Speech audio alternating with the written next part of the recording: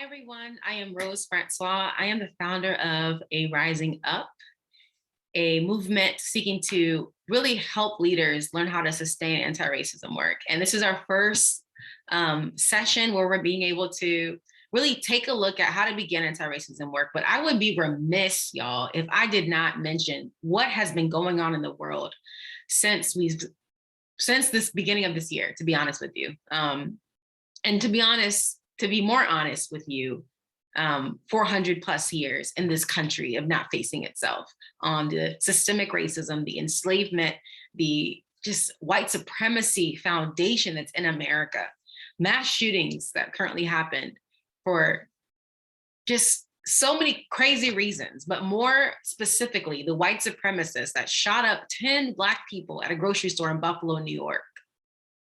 More specifically, someone who hated and racially profiled Taiwanese people in San Diego, California.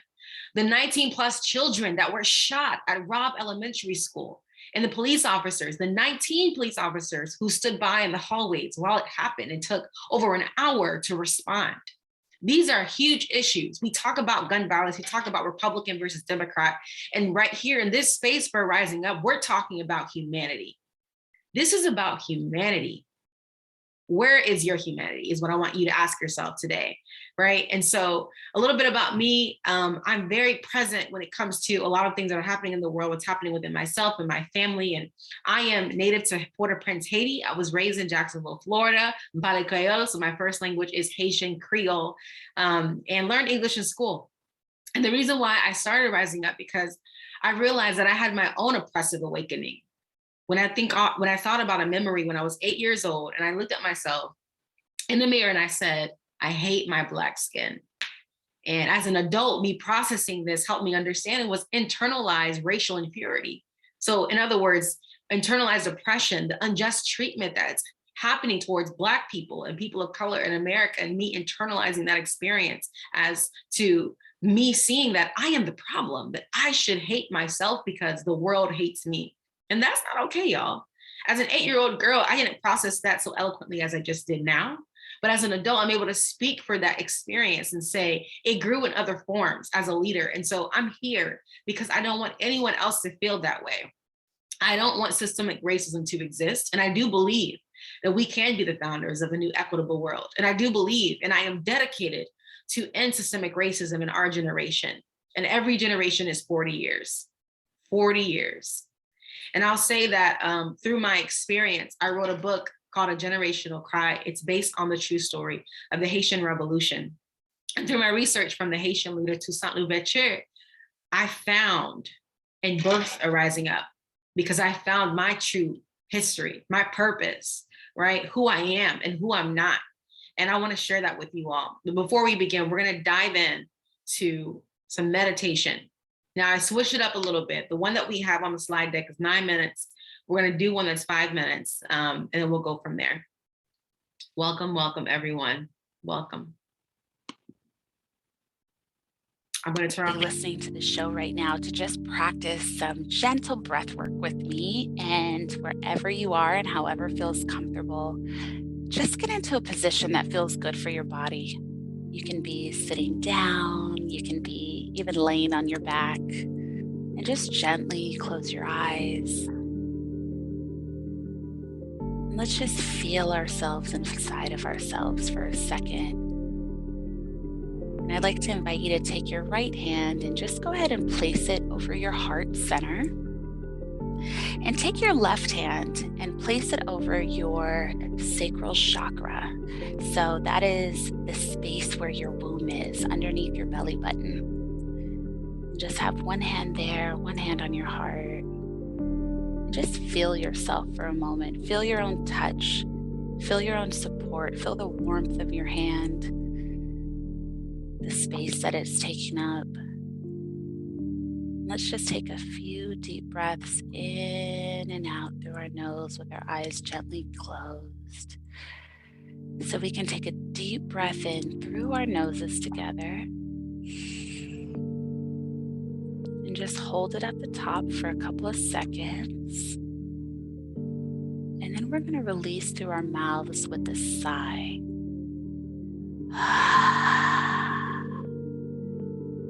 So we'll do that 2 more times, taking a really big inhale with our noses when we get going, and imagining even your lungs as two beautiful balloons, really stretching and expanding with that inward breath. And then we're going to hold it right at the top for a few seconds.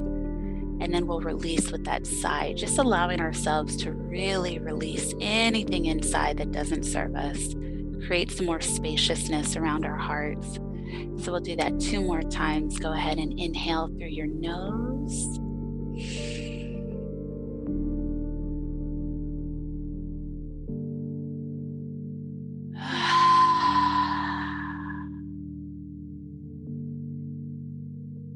And for our last time, we'll do that beautiful inhale, hold it at the top, and then let yourself sigh it out. Really release. Our last one together now. Inhale.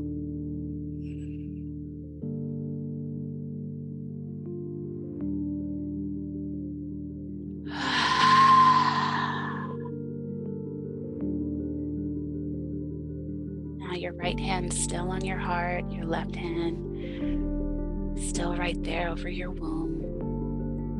Back to regular, gentle breathing. And as you're holding yourself in this moment, just really showing up powerfully for you, I want you to think of something that you feel grateful for. It doesn't have to be grand or a really big joy. It can be a tiny joy. Maybe someone let you merge in front of them today and there was ease to that, or you lucked out in some way, or saw your child smile, or you're just grateful to exist. And I want you to hold that feeling deep in your chest as you hold yourself. And just really allow yourself to savor it. Feel safe in that gratitude. Even if it feels natural, let yourself have a smile come across your mouth.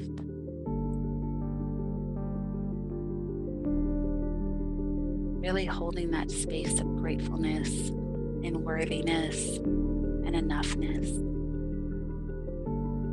And just say to yourself right now as we close out, silently in your own mind, I am worthy. I give and receive love freely. What God has for me is enough. A couple more breaths.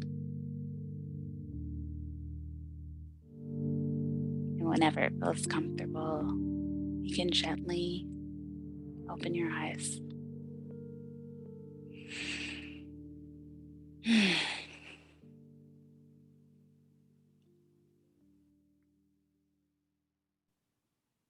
Namaste. All right.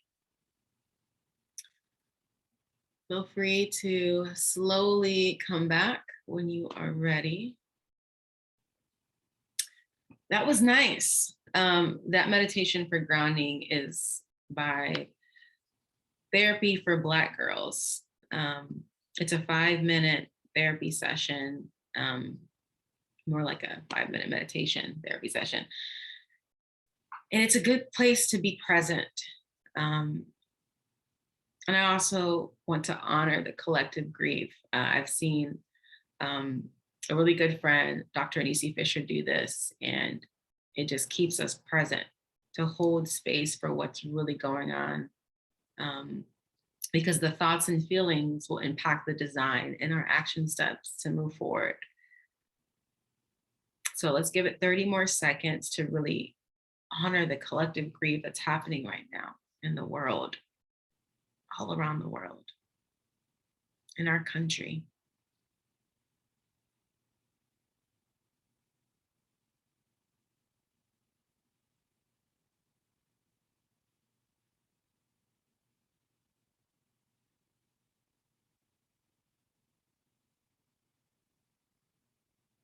Okay. All right. Well, welcome again. My name is Rose Francois. I am the founder of A Rising Up. We are going to talk about how to begin anti-racism work. Now, a few things I want to do is I want us to think about our norms before we jump in. And this is important because as we think about creating a space for racial justice, racial equity, right? Equity, period, advancing equity, and anti-racism, which is a skill, we have to be brave and courageous. We have to be kind. We have to be ready to be uncomfortable because you grow when you're uncomfortable. We have to be our authentic selves. Now, that moves in certain spectrums. I had a really good conversation with a colleague yesterday about authenticity and how they choose to share what they want to, right? And in this space, authenticity is your experiences with race, racism, and thereafter. And so think of it as a moment for you to be authentic around those experiences. Our learning outcomes today, because I believe every person is a leader, is specific in that I want each person, leaders, you, to understand what they are rising from. What are your experiences you're rising from? As you reflect your own experiences with race and racism. And leaders will learn where they're rising to by identifying and creating their own anti-racism why statements, commitments to move forward. It's important that you start with why. Why do you want to do this work? Because it's going to get lost if you don't. You're going to be in a space where you're being performative. In our agenda today, ideally, we go through one, hope you feel welcome, but two, a conversation about racism. I'll share some guided questions. We'll dive into the Rising Up process, my story, a few activities. We'll cover the 2 steps of the first phase, which is face yourself. We'll know our why, and we'll talk about be self-aware. So let's talk about racism. Racism is a system of advantage based on race, a system of disadvantage based on race, a system of oppression, right, based on race. Racial Equity Institute defines it as such. And I truly love this example because it shows you the multiple complexities of racism. But as we think about systemic racism, we have to understand the complexities of it and how deep it is, right? And so I encourage you to go into this activity with me as we go through these guiding questions together, because this is going to help you begin the work, which is anti-racism work, to actively be intentional about what am I going to do to end what's happening in the system I'm a part of, whether it's in the healthcare field, and nonprofit, and retail, and technology, and construction, and agriculture, and banking, and finance, and housing, you name it. What am I going to do in my community, in my neighborhood, in my church, in my group, in my club, in school? What am I going to do within my family, right? All of these questions are pertinent as we think about how can we go to this space. But before we get to how we go to this space of advancing justice and being anti-racist in these spaces, we have to scrutinize and interrogate ourselves. Why do we want to do it? Otherwise, we're bleeding our pain. We don't know why we're doing it, but we're asking others to do it. Doesn't make any sense. Folks can think critically about math, about science, about poetry, about art, about music, about art. I said art twice because I love art. But the point is, a lot of people don't want to think critically about race or racism and systemic racism and the impacts of that on people's lives from generation to generation. And so these questions are guidelines for us as we think about what it means for us in our why. So number one, why did you first become, or when did you first become aware of racism? I remember for me, when I first became aware of racism, I was a child. I didn't have the language for racism, but I was a child. When someone in my neighborhood, a white girl said, hey, we can't pass by my house because my grandma hates Black people. It was that real. What's your experience? Put that in the chat, write it down in your notebook if you're seeing this later, right? I really want you to think about this. And I really want you to get into groups, whether it's with friends or family or coworkers, to really ask yourselves one question at a time, because it's deep with each question, as everyone has something to share. The second question to think about is why is talking about race important? Because it is, but why do you believe it's important? If you can't see my race, which is a social construct, that's another story. But if you can't see that I am Black, I'm also a Haitian woman, you're not seeing part of my identity. And my identity is complex. I'm a human being, right? I have desires and passions and efforts and strengths and growth areas and all these things, but my race and my ethnicity is a part of who I am. So why is talking about race important? Ask yourself that question, write it down. Really slow yourself down to talk about it. Talk about it amongst people in your groups. That is important. That is critical. When you have experienced or witnessed racism, now this is really being specific and ideal around what is going on in my head, right? Am I bringing up the examples from my past when I experienced or witnessed it and maybe colluded with the situation and added to the problem, right? Or maybe I just was silent and walked away. Or maybe I tried to say something to support someone, or maybe I was a survivor from that experience. It brings up trauma. It brings up shame and pain and all of these mindsets that really can bring you into a space of despair and not wanting to visit again. But it's important to do it just so you can move through it, especially with people that you trust. What is your relationship with your racial identity? Now, this question is really good, and it's connected to the why. So why is it dangerous to present yourself as colorblind? I don't see color in a diverse organization, right? You really have to think about your relationship with your racial identity. My relationship with my racial identity is good and bad.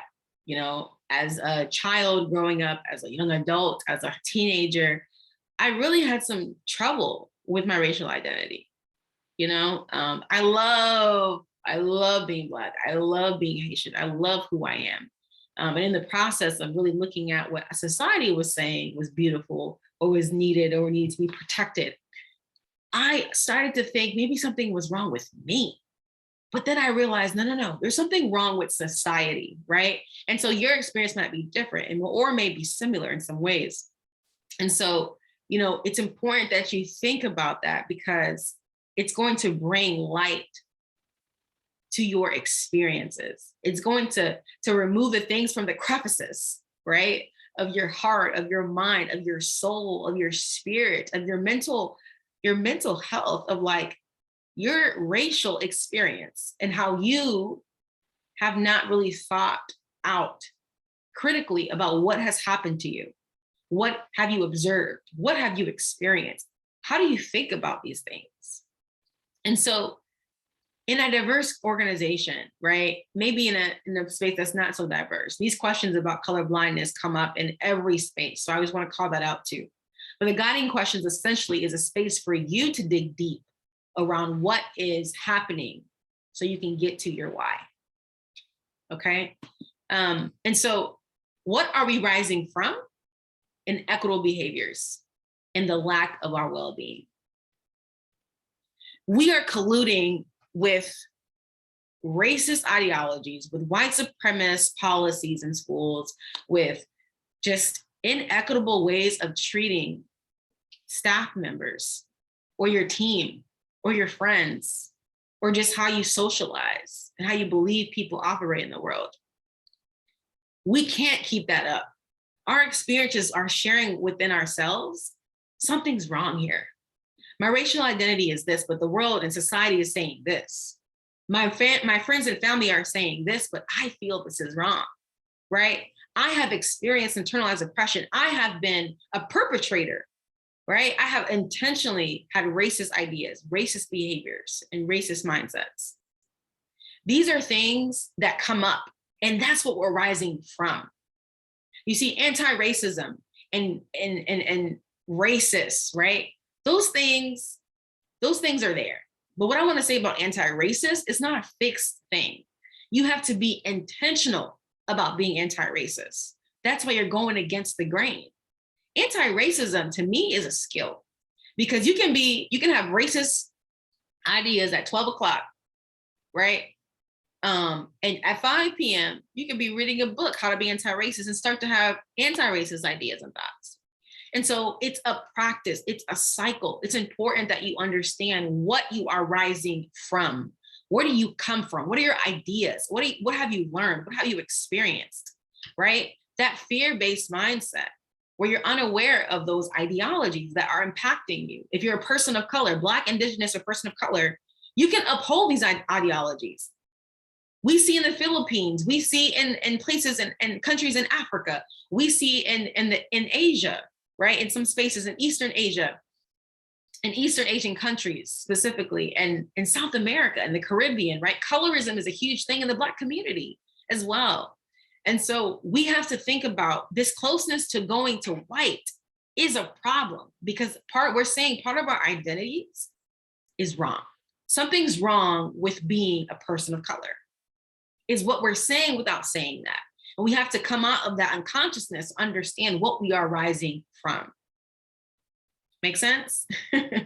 Now, what we are rising to, equitable behaviors and well-being, folks.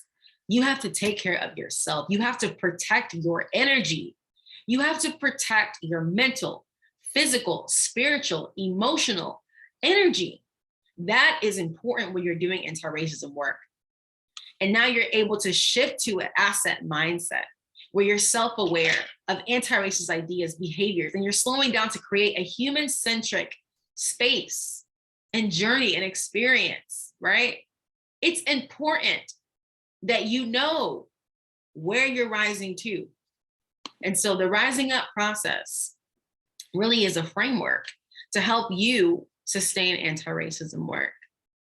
And I want to share my story really quick. And I kind of did in the beginning, and so I'll skip a little things, but I want to highlight a few things about myself, just so you understand why this is so important to me. So in terms of background, right, everyone is a leader in this space. And it's critical that we really understand who we are, where we come from, what we want to do, what we want to accomplish, and how we are, right? And so I was rising from having anxiety about the new form of internalized oppression that showed up in my life. I was rising from not feeling like I belonged anywhere, right? But until I realized I had to first belong to myself. I was rising from not taking care of myself mentally, physically, spiritually, emotionally, and just trying to pour into everyone else and trying to be this equitable leader who had worked in the nonprofit space with youth and staff members in Los Angeles, and thought that is where it's at. But I didn't realize I can't sustain the work that I'm doing if I'm not taking care of myself, right? And then I started to realize my inner voice mattered. I was beautiful inside and out. I had so many characteristics about who I was, who I became, and what I was doing. So I started to honor my rest routines. I started to honor my rest and wellness. And I started to rise to peace, inner peace, because I know who I am. I am an amazing human being who wants to change the world. I'm from Haiti, and I am Black and American. And I am so proud of my experience in the nonprofit world and advancing equity and diversity, equity, inclusion, leadership opportunities, right? I belong to myself first before I belong to any space, so I can impact all spaces. I rose to rest intentionally, create daily, weekly, and monthly things that I needed to do. And I rose to honoring my wellness mentally, physically, spiritually, emotionally, and boundaries, because that's important, right? And I rose to that. And that became the rising up process. Now, at its core, the rising up process is a framework, a cycle to sustain anti-racism work. It was birthed from the book, A Generational Cry. And the Generational Cry Freedom Fighters really inspired me to show me that, this is how it works when you want to disrupt injustice, specifically slavery. And back in the day, Toussaint Louverture, who was a Haitian leader, he led the anti-slavery movement. And he was the one who really I dove into in terms of research to find that his life, his ability to move from someone who was enslaved to someone who led a revolution and connected with all the people around the world, right? Who fought and beat Napoleon, right? Who worked in collaboration with John Adams in the United States, right? And the whole experience was a foundation of human rights everywhere, where slavery ended in 1804 and it continued in America into 1865. And so his life, his whole life and how he was able to do that is the rising up process. And I started to identify that in my own life, which is what I just shared earlier.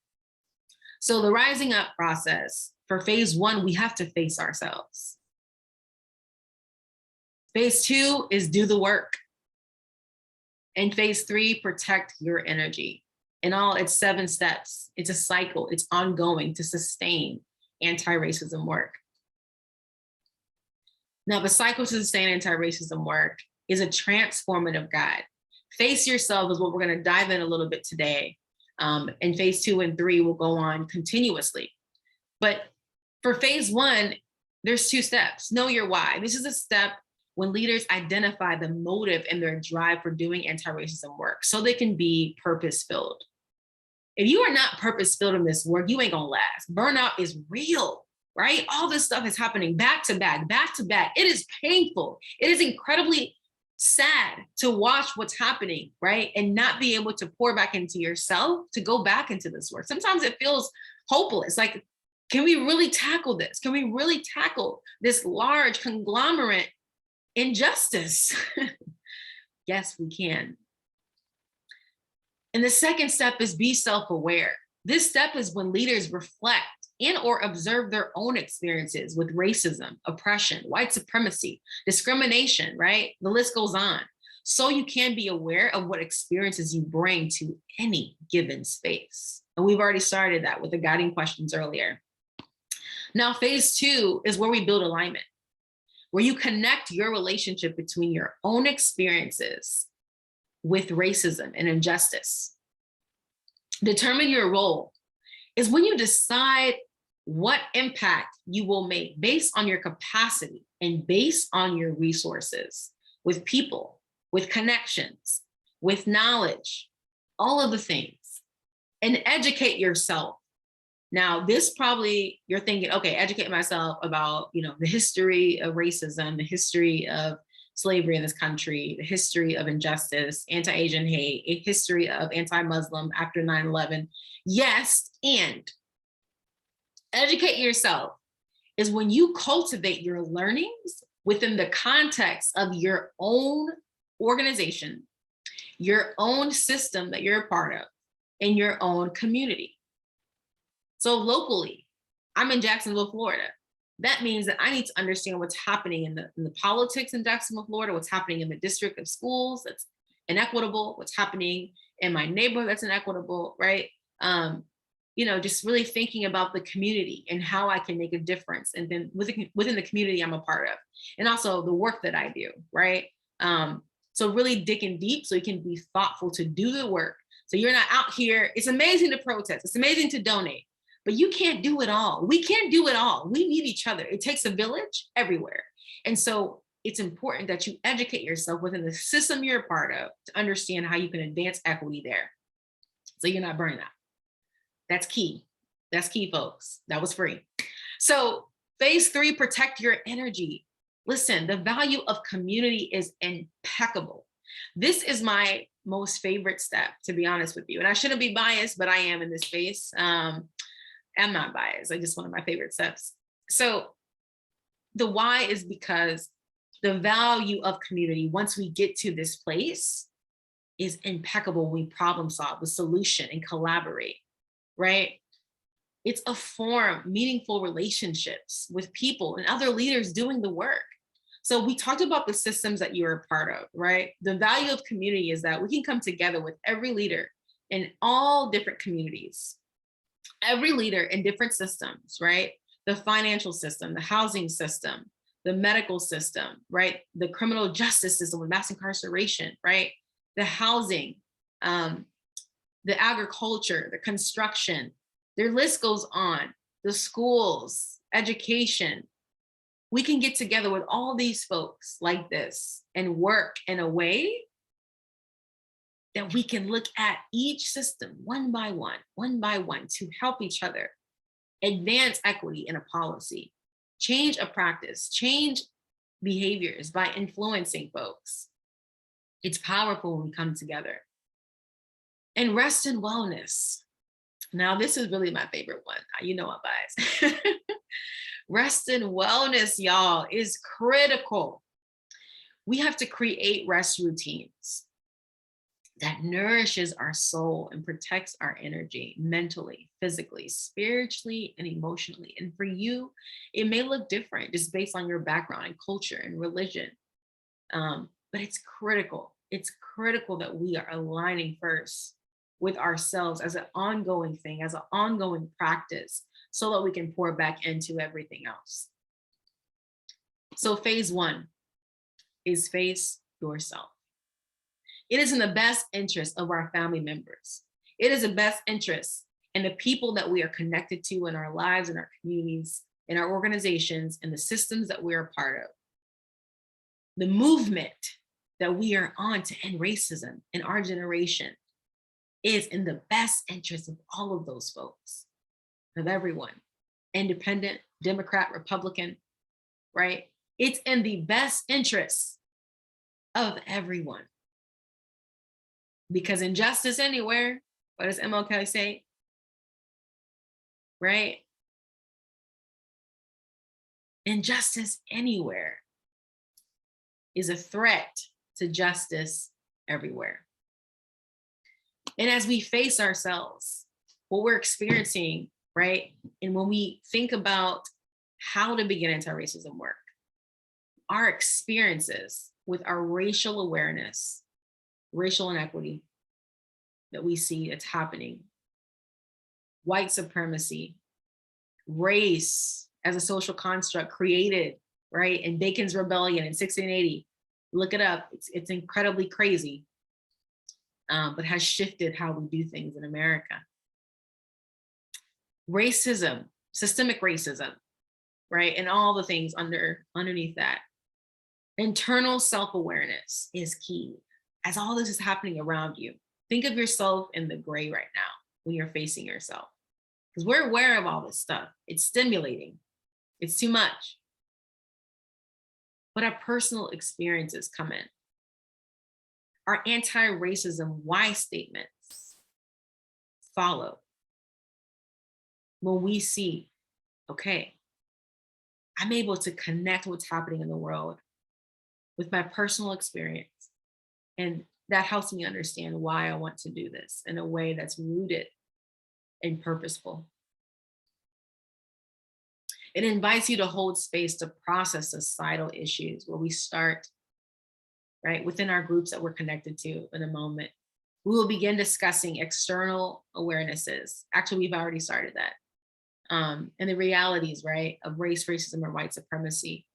And how when we face ourselves, this is just the beginning, to address our why for wanting to be anti-racist, we shift the behaviors that whether we collude as people of color, we hold prejudice, to people like us, internalized hate, we stop our racist ideas thoughts and behaviors. And we got to know our why, folks. I've been saying this throughout the entire session, but we have to know our why. Why do I want to do this work? Why do I want to become an anti-racist? Period. Why is being anti-racist important to you individually?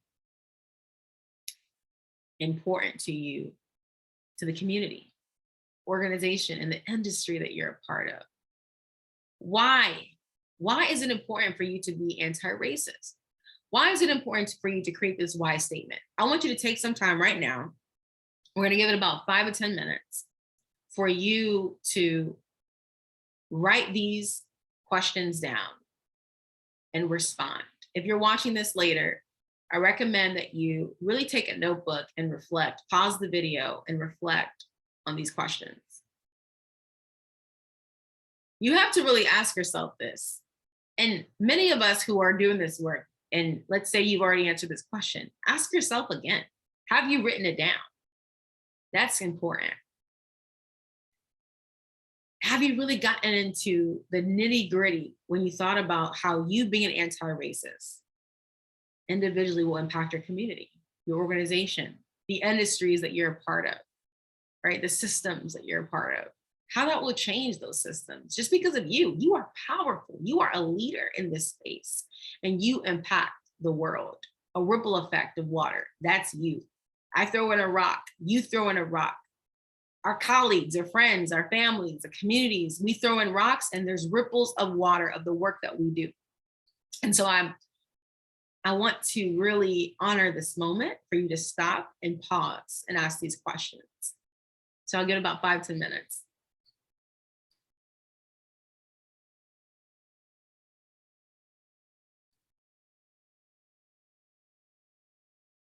Okay.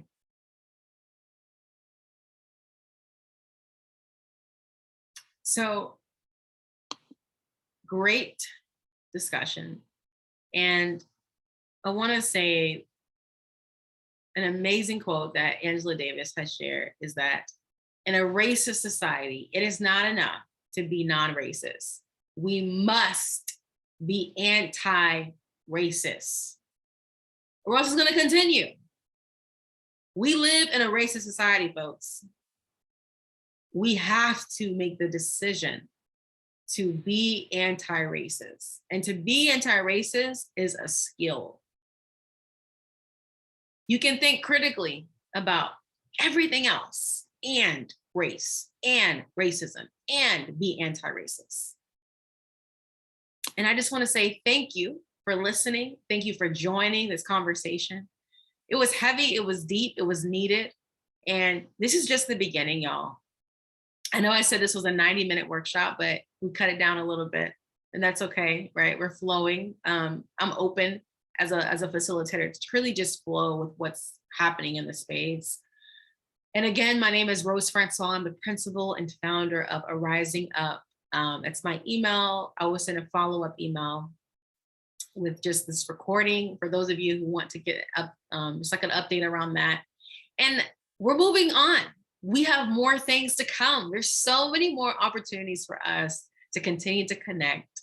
And again, I'm also the author of A Generational Cry, based on a true story, the Haitian Revolution, which birthed Arising Up. And I'm so thankful for each of you. And I want you to think of this as taking a picture.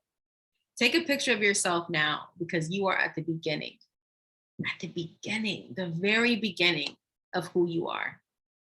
When we think about this movement of social change, you are at the beginning. I'm so proud of each of you, and we'll continue the discussion soon. Please reach out, go to arisingup.com for updates. We will have a follow-up newsletter on Monday. And again, I'm just incredibly thankful and blessed. And I'm in it with you. I'm present, I'm here, I'm being courageous. And I'm also asking you to do the same. Take care, enjoy your days.